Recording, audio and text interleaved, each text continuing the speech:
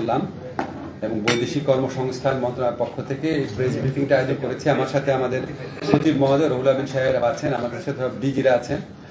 আমি প্রথমেই আপনাদেরকে একটু বলি, আপনারা অনেক সময় জানতে চেয়েছিলেন আমাদের কার্যক্রমের অগ্রগতি সম্পর্কে। তা আমার মনে হয়েছিল যে সত্যিকারের কিছু অগ্রগতি হোক, তারপর আপনাদের জানাবো। আপনি একটু পিছায় বসেন না, ওনার খামাখা ইচ্ছা করছেন কেন? হ্যাঁ, ঠিক আছে, ঠিক আছে,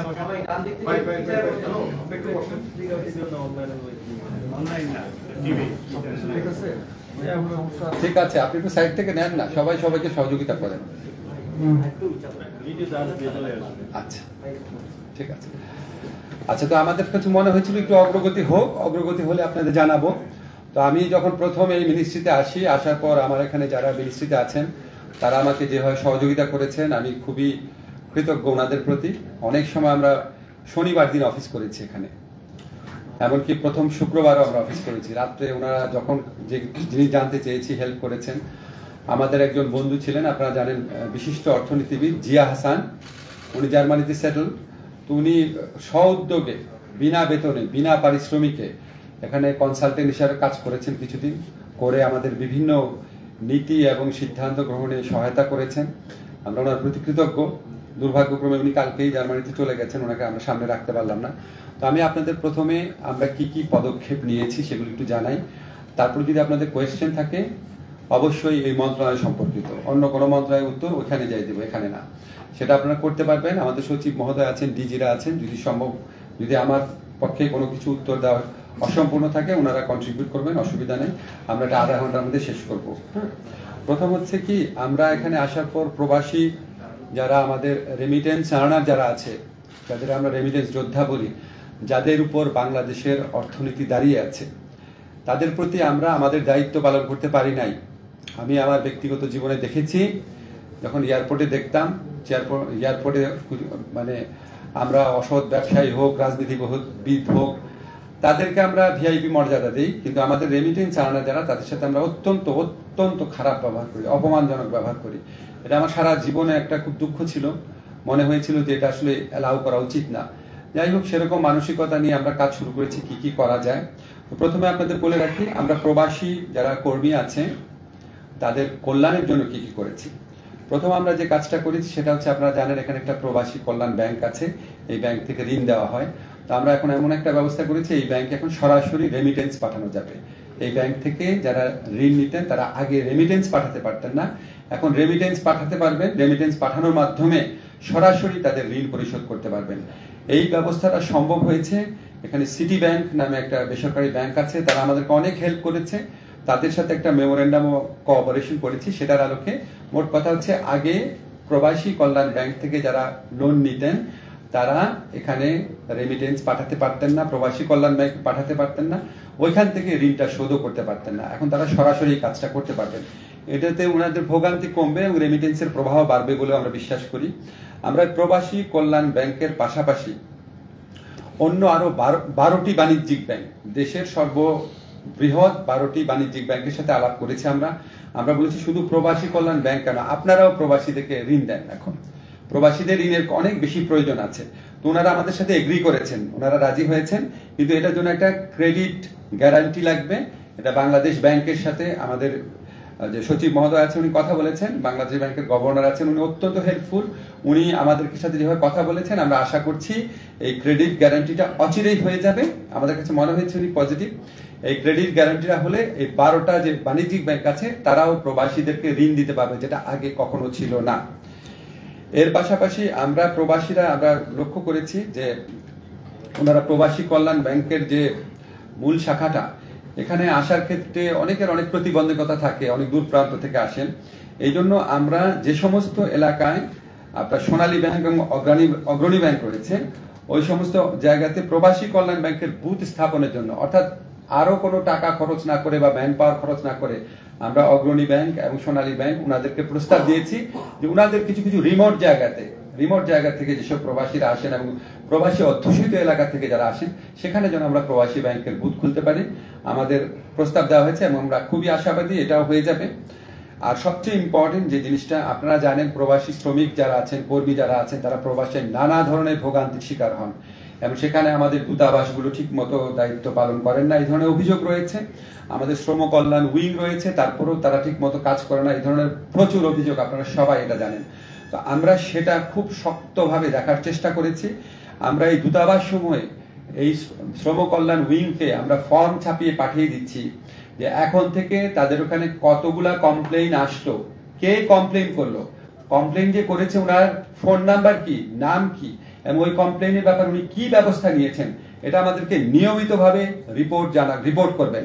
এবং এখান থেকে আমরা সরাসরি ওইখানে যে উল্লেখিত অভিযোগকারীর নাম এবং ফোন নাম্বার থাকবে সবগুলা তো চেক করতে পারবো না, সেগুলো আমরা দৈব চয়ন ভিত্তিতে চেক করে দেখব যে ওনারা সত্যি ফাংশন করছেন নাকি।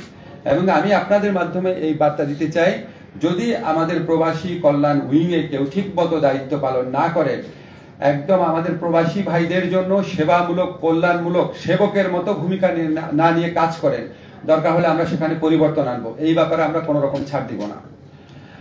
আমরা রেমিটেন্সের প্রবাহ বৃদ্ধির জন্য আরো কিছু ব্যবস্থা গ্রহণ করছি। আপনারা জানেন, একটা আমি বলেছি যে প্রবাসী কল্যাণ ব্যাংকে সরাসরি রেমিটেন্স পাঠাতে পারবে। এছাড়া আমরা একটা, আপনারা জানেন ওখান থেকে যে আপনার মানি এক্সচেঞ্জ হাউসগুলা, সেটার মাধ্যমে আমাদের প্রবাসীরা রেমিটেন্সটা পাঠান। তো আমরা এই 12টা ব্যাংকের সাথে আলাপ করেছি যে মানি এক্সচেঞ্জ হাউসগুলাতে রেমিটেন্স পাঠানোর জন্য তারা যে টাকাটা দেয়, ধরেন 1,500 টাকা হোক 2,000 টাকা হোক, ডিপেন্ড করে কত টাকা পাঠাচ্ছেন ওটার উপর, সেই টাকাটা এই দেশে যেই ব্যাংকের ওনারা পাঠাবেন সেই ব্যাংক ওই টাকাটা পরিশোধ করে দিবে। অর্থাৎ রেমিটেন্স পাঠানোর জন্য বিদেশে যে টাকাটা ওনাদেরকে পে করতে হচ্ছে, ওটা এই দেশে যেই ব্যাংকে আসবে সেই ব্যাংক পরিশোধ করে দিবে। তো এইটা পুরাপুরি পালিত হবে নাকি শুধুমাত্র এই ব্যাপারে আমরা কনফার্ম না। আমরা বাংলাদেশ ব্যাংকের ম্যানেজার সাথে আলাপ করেছি, উনি বলেছেন যথাসাধ্য চেষ্টা করবেন, কিন্তু আমরা আশা করব আমরা ওনাকে একটা পর্যায়ে মানে উনি সবকিছু বিবেচনা করে সিদ্ধান্ত নেবেন, এবং এটা হলে আমরা মনে করি রেমিটেন্স প্রবাহ আরো বৃদ্ধি পাবে। সরাসরি রেমিটেন্স পাঠাতে, হুন্ডির মাধ্যমে না পাঠাতে আমাদের যারা প্রবাসী কর্মীরা আছে ওনারা আরো অনেক বেশি অনুপ্রাণিত বোধ করবেন।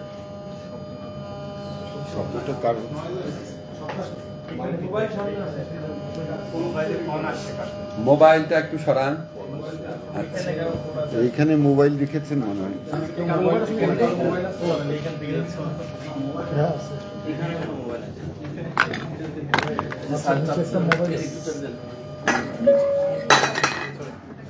নিচে একটা মোবাইল আছে, কোথাও একটা মোবাইল। আচ্ছা থাক থাক, আওয়াজ হোক, বাদ দেন, এটা ধরে পানিটা ফেলেন না, থাক আওয়াজ হোক। আচ্ছা সমস্যা নাই, আওয়াজ হোক।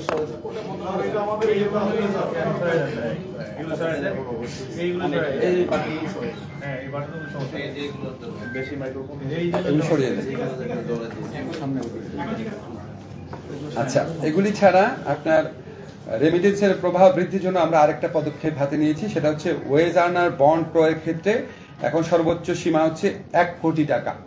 আমরা সেটা বাতিল করার প্রস্তাব করেছি। এগেইন বাংলাদেশ ব্যাংকের অনুমোদন লাগবে, সহায়তা লাগবে। আমাদের মনে হয়েছে উনি এটা করে দিবেন, বেশ পজিটিভলি উনি এটা নিয়েছেন। আর কোনো ক্রয় সীমা থাকবে না, ওয়েজ আর্নার বন্ডের মাধ্যমে অনেক বেশি রেমিটেন্স পাঠানো যাবে। বৈদেশিক কর্মসংস্থান বৃদ্ধি অনেক বড় একটা চ্যালেঞ্জ, আপনারা এটা খুব ভালো করে জানেন। আমরা এক্ষেত্রে খুব সাফল্য অর্জন করতে পারি নাই, বাট কিছু কিছু ক্ষেত্রে সাফল্য হয়েছে। সৌদি আরবেতে 200 জন নার্স পুরুষ ও মহিলা প্রেরণের জন্য MOU স্বাক্ষরিত হয়েছে। ইটালির অর্থ মন্ত্রণালয় একটা প্রকল্পের আওতায় 250 জন দক্ষ কর্মী পাঠানোর ব্যবস্থা হচ্ছে। জাপানে একটা প্রতিষ্ঠানকে লেটার অফ ইন্টেন্ট দেওয়া হয়েছে। আমরা দাবি করছি না এগুলি খুব উল্লেখযোগ্য অগ্রগতি, বাট শুধু বলছি যে এই ক্ষেত্রে আমাদের কার্যক্রম অব্যাহত রয়েছে। আর আরেকটা জিনিস আপনাদের বলি, আমাদের এখানে প্রবাসী কর্মীদের বিদেশে পাঠানোর ব্যাপারে অনেক ভোগান্তি হয়, অনেক টাইম লাগে, এটা একটা চিরাচরিত কমপ্লেন। তো আমরা ইনভেস্টিগেট করে দেখলাম যে এখানে প্রবাসীরা বিদেশে যেতে চাইলে 3টা স্তরে অনুমোদন লাগতো। একটা হচ্ছে কনসার্ন দূতাবাসে, ধরুন সৌদি আরবে পাঠাতে হলে সৌদি আরবে দূতাবাসে, তারপর হচ্ছে মন্ত্রণালয়, তারপর হচ্ছে BMET প্রশিক্ষণ ব্যুরো। তো আমরা এখন থেকে মন্ত্রণালয় আর কোনো ভূমিকাই পালন করবে না, এখন থেকে 2টা জায়গায় অনুমোদন নিতে হবে। তিনটা জায়গার পরিবর্তে যখন 2টা জায়গায় অনুমোদন নিতে হবে, তাহলে প্রবাসীদের এই বিদেশে যাওয়ার ক্ষেত্রে অনুমোদন প্রক্রিয়া যে ভোগান্তি, সেটা আমাদের হিসাব মতে অনেক কমবে এবং 15 থেকে 30 দিন সময় কমে যাবে। লিড টাইম আমরা বলি, ওনাদের যাওয়ার প্রস্তুতির যে সময়টা, সেটা যদি 3 মাস লাগতো আগে, এখন আমরা আশা করি এটা 2 থেকে 2.5 মাস লাগবে বড় জোর। আমরা চেষ্টা করবো অন্তত 1 মাস কমানোর জন্য। বাট আপনাদেরকে কনফার্ম করছি, মন্ত্রণালয়ের অনুমোদনের প্রক্রিয়া থাকবে না, এটা আমরা প্রয়োজনীয় আইন সংস্কার করে ফেলেছি। সেকেন্ড যে জিনিসটা হচ্ছে, এটা আপনারা সবাই জানেন যে প্রবাসীদের ক্ষেত্রে অনেক বড় একটা কমপ্লেইন থাকে, ওনাদের বাইরে পাঠানোর ক্ষেত্রে যত না খরচ অফিসিয়াল, তার চেয়ে অনেক বেশি খরচ হয়। এবং এই জন্য এজেন্ট, সাব এজেন্ট, এজেন্টের এজেন্ট, সাব এজেন্ট, অনেক স্তরে দালালদের দৌরাত্মের কথা আপনারা শুনেছেন। তো আমরা এটাকে মিনিমাইজ করার জন্য আমরা একটা প্রক্রিয়া ভেবেছি। আমরা এখন থেকে এজেন্ট, সাব এজেন্ট যারা আছেন, সাব এজেন্ট বিশেষ করে, এজেন্টরা তো আমাদের এখানে নিবন্ধিতই, সাব এজেন্ট যারা আছেন, ভদ্র ভাষায় সাব এজেন্ট বললাম, মানে যাদেরকে আপনারা অনেক সময় দালাল বলেন, বাট তাদের মধ্যে ভালো লোক আছেন, খারাপ লোক আছেন, আমরা ওনাদেরকে রেজিস্ট্রেশন করে দিব। রেজিস্ট্রেশন করে দিলে ওনারা একটা জবাবদিহিতার প্রক্রিয়ার মধ্যে থাকবেন। এবং আমরা আশা করব, আজকে বাইরের নেতৃবৃন্দ আছেন, ওনাদেরকে বোঝানোর চেষ্টা করব, ওনারা যদি আমাদের সাথে সহযোগিতা করেন, ইনশাআল্লাহ আমরা এই সাব এজেন্টদের দৌরাত্ম অনেকাংশে কমাতে পারবো। এই দৌরাত্ম কমানো গেলে বিদেশে যাওয়ার যে অহেতুক যে অতিরিক্ত টাকা দিতে হয়, সেটা কিছুটা হলেও কমবে, আশা করি অনেকাংশে করবে। এবং আমি আশা করি বাইরের নেতৃবৃন্দ আছেন, ওনারা সহযোগিতা করবেন, এটা আমরা করতে পারবো। আরেকটা জিনিস আমরা করার চিন্তা করছি, এবং এটা অবশ্যই করব, রিক্রুটিং এজেন্টদেরকে এখন আমরা সার্টিফিকেশন করব। ওনাদের পারফরমেন্সের ভিত্তিতে, ওনাদের অভিজ্ঞতার ভিত্তিতে, ওনাদের পাস্ট রেকর্ডের ভিত্তিতে আমরা ওনাদেরকে ক্যাটাগরাইজ করব। যে ক্যাটাগরি এ রিক্রুটিং এজেন্ট হচ্ছে এটা, ক্যাটাগরি বি হচ্ছে এটা, ক্যাটাগরি সি হচ্ছে এটা। সো এটা করলে ওনাদের মধ্যে পারস্পরিক প্রতিযোগিতা বৃদ্ধি পাবে, গুড প্র্যাকটিস বৃদ্ধি পাবে, এবং যারা ভোক্তা পর্যায়ে আছেন, অর্থাৎ প্রবাসী কর্মী হিসেবে যারা যেতে চান, তারাও একটা নির্দেশনা পাবেন যে না, এই রিক্রুটিং এজেন্টের বিরুদ্ধে কমপ্লেইন কম, এদের পারফরমেন্স ভালো।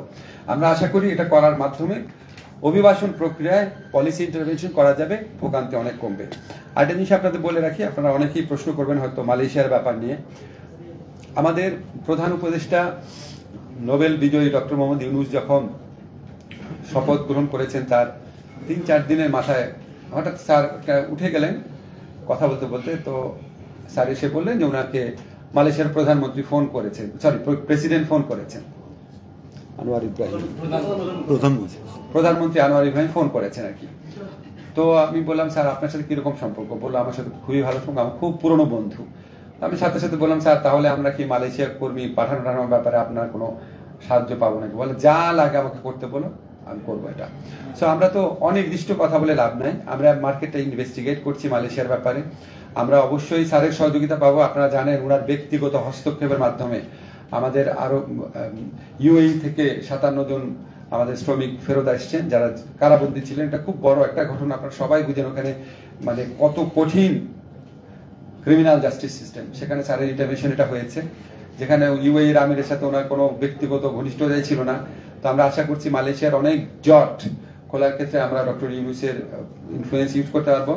এছাড়া আমি যখন এই মন্ত্রণালয়ের দায়িত্ব নিলাম, উনি আমাকে বলেছেন অন্য যে কোনো দেশে যাদের সাথে কথা বলে উনি কাজ হয় বলে মনে হয় ওনার, সেখানে উনি ফোন করবেন, করে দিবেন। তো আমরা আশা করি ওনাকে সরাসরি এখন প্রস্তাব দেয়নি, বিকজ আমাদের ফিল্ড লেভেল স্টাডিটা মোটামুটি করেছি। আমরা ওনার মাধ্যমে আগামী মাস 2-এর মধ্যে শ্রম বাজার সম্প্রসারণে বড় নিউজ আপনাদেরকে দিতে পারবো। এটা হচ্ছে আরেকটা জিনিস ছিল, সেটা হচ্ছে লাস্ট, এটা আপনাদের খুব আনন্দের সাথে জানাতে চাই। আমাদের যারা প্রবাসী শ্রমিক, যারা এই ছাত্র জনতার বৈষম্য বিরোধী আন্দোলনের সাথে সংহতি জানিয়ে নিজেদের জীবন এবং জীবিকাকে রিস্কের মুখে ফেলে ওনারা কতজন একটা হয়েছে 87 জন, ওনারা জীবন এবং জীবিকার ঝুঁকি নিয়ে ওখানে কারাবরণ করেছেন। আমরা ওনাদের এই স্যাক্রিফাইসটা সবাই মনে রেখেছি। আমি দেখেছি ওনারা যখন দেশে ফিরে আসার সিদ্ধান্ত হয়েছে, আপনারা সবাই, পত্রিকা যারা আছেন, সাধারণ মানুষ সবাই কি পরিমাণ উচ্ছ্বসিত হয়েছেন। আজকে আপনাদেরকে আরেকটা গুড নিউজ দিতে চাই, আমরা প্রবাসী কল্যাণ মন্ত্রণালয়ের পক্ষ থেকে ওনাদের পুনর্বাসনের ব্যবস্থা করব। আমাদের অলরেডি 87 জনের সাথে যোগাযোগ হয়েছে, 87 জনের সাথে যারা ফিরে এসছেন। আপনারা জানেন 57 জন না, আরো অনেকেই বন্দী ছিলেন, অনেকেই ফিরে আসছেন। 87 জনকে আমরা এনলিস্ট করতে পেরেছি। আমরা ওনাদেরকে কর্মসংস্থানের ব্যবস্থা করব বাংলাদেশে। ওনাদের প্রতি এটা আমাদের দায় মনে করি বাংলাদেশে।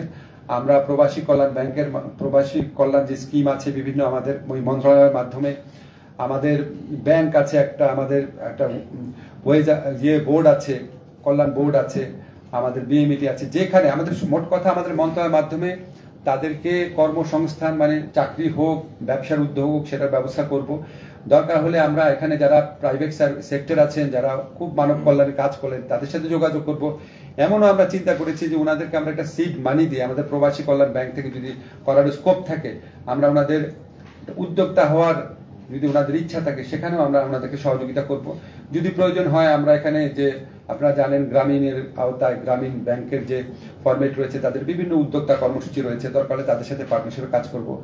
মূল কথা হচ্ছে আমরা ওনাদেরকে বিকল্প কর্মসংস্থানের ব্যবস্থা করব। বইএসএল-এর মাধ্যমে সম্ভব হলে বিদেশে পাঠানোর চেষ্টা করব, অন্য কোনো দেশে। একটা দেশে তারা যেতে পারে না, হয়তো অন্য দেশে পারবে। সম্ভব না হলে আমরা আমাদের প্রবাসী কল্যাণ মন্ত্রণালয়ের উদ্যোগে নেতৃত্ব দিয়ে অবশ্যই তাদের কর্মসংস্থানে আমরা সর্বাত্মক প্রচেষ্টা গ্রহণ করব। ধন্যবাদ আপনাদের। যদি কোনো স্পেসিফিক প্রশ্ন থাকে